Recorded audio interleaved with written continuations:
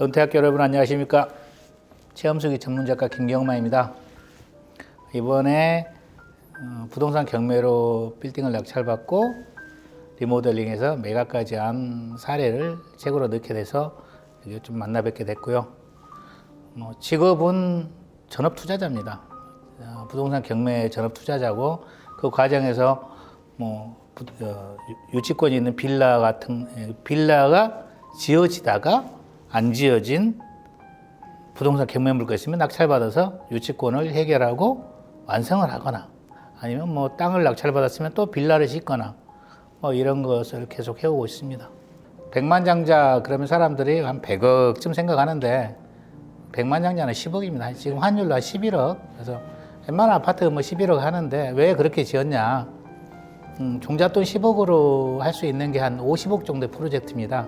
자기 자본이라고 그래요. 우리가 건축을 할 때 땅 사고 건물 짓고 하는데 50억짜리면 내 돈 20%가 들어가야 돼.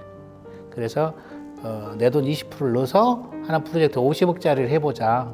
그래서 백만장자라는 블로그, 유튜브를 운영하고 있고 브이로그입니다.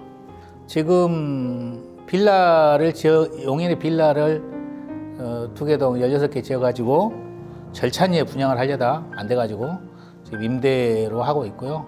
그 다음에 지금은 이제 사실은 이제 영화 사업이 좀 욕심이 있어요.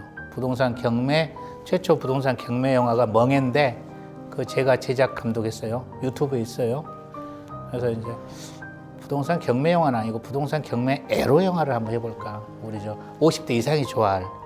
요즘 드라마들이 너무 그 젊은 세대에 치우쳐져 있어서 우리하고 감성이 안 맞아. 그래서 보수적인 가치, 부모님을 공경하는 이런 국제시장 같은 영화를 한번 만들어야 되지 않는가. 이런 계획도 좀 있고요. 그 다음에 또 하나는 이제 호텔, 드라이브인 무인 호텔을 지금 계획 중에 있습니다. 저는 이제 20살, 그러니까 광주공고 전기권 나왔으니까 그때 지금 하면 한 85학번이더라고. 그러고 나서 이제 병역 특례자가 돼갖고 공장에 가서 일을 했어요. 대림자동차라고 오토바이 생산 공장이에요. 그 이제 공장에서 일하다가 너무 열심히 또 노조 활동하고 노동운동 해갖고 구속 수배되고 막 이렇게 돼서 직장생활 못해. 그러니까 강남 신사동으로 가가지고 이제 자영업을 해요. 오토바이 수리업소를 했어요. 한 10년쯤 했는데 그때 보니까 내가 이 삶이 연속적으로 되려면 내 점포가 있어야 되겠더라고. 그때 그 생각을 했어요. 그래서 내 점포 하나가 있어야 되겠구나. 그래서 이제 경기도 광주에 있는 땅이 나오니까 사기도 했고 이제 이랬어요. 그러니까 뭔가 뿌리 박고 있을 곳이 필요한 거죠. 그래서 그러다 보니까 자연스럽게 땅이 있어야 되겠구나 이렇게 필요했고 그래서 이제 누가 아파트를 먼저 사라겠으면 아마 아파트를 샀을지도 몰라. 그런데 땅을 이렇게 사게 되고 그 땅이 이제 창고도 짓고 창고를 지으니까 월세가 나오는 거예요. 그러면 이제 오토바이 수리센터에서 소득이 나오지 창고 임대료가 또 나오지 그러면 이제 자본 속도가 확 붙는 거죠.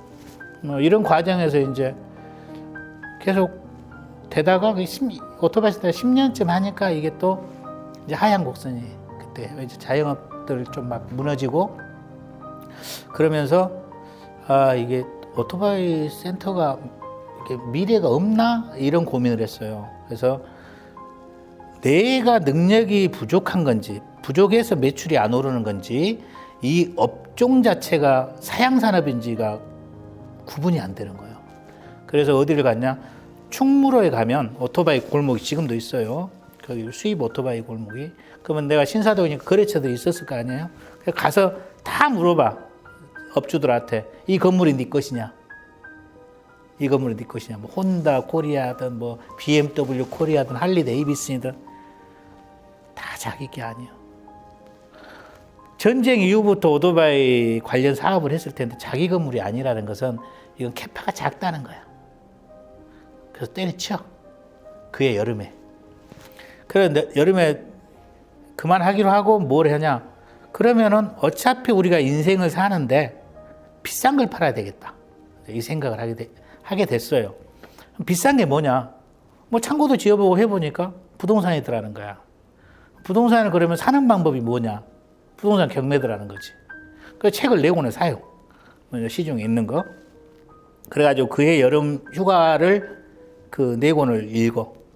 그리고 이제 그때 뭐 다음 카페에 이제 이렇게 경매 카페가 막 생길 때예요. 그러니까 나는 내 또래에서는 좀 축복받은 세대가, 내가 공장 다닐 때 노동운동 했다고 했죠. 그러니까 286 컴퓨터를 내가 다뤘다고. 그러니까 정보와 지금 사회에 뒤처지지 않는 거야.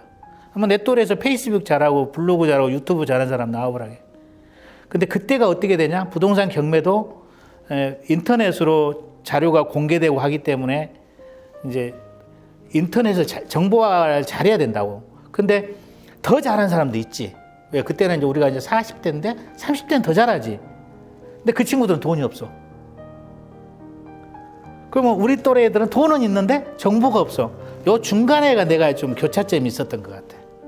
그래서 이제 그때 당시로 또 뭐 지금처럼 네이버 검색이라든가 이런 게 활성화 안 됐기 때문에 정보도 많이 차단돼 있고, 그래서 집중적으로 공부한 게 성과를 좀 냈어. 한 5, 6년 법인까지 만들어서 열심히 했어요. 우리는 한 번 하면 열심히 해. 그러고 나서 5, 6년 하니까 이제 지겨워. 난 똑같은 일을 하는 게 너무 싫어. 그래서 이제 지겨우니까 부동산 경매비법이라는 책을 탁 세상에 던지고 이제 슬슬 하는 거지. 슬슬 하다가 이제 하남이 이제 그 땅 사놓은 게, 공장하고 사놓은 게 그 수용당하면서 미사지구 수용당하면서 보상이 나오니까 이걸로 이제 또 뭘 해야 되냐. 그래서 이제 대부업을 한번 해야 되겠다. 그래서 대부업 교육을, 제가 명동에 있어요. 금융 무슨 회관이 있어요. 거기서 이제 하루를 교육을 받아야 돼. 법규라든가 뭐 이런 걸 가르쳐.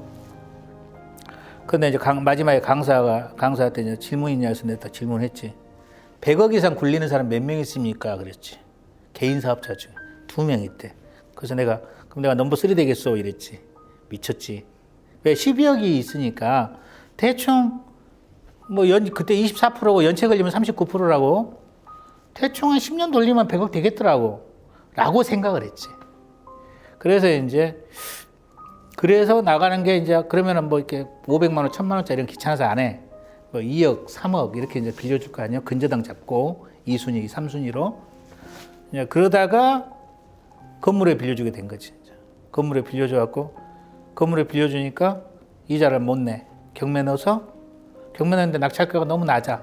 그러면 내가 원금이 빌려준 돈이 다 날라가.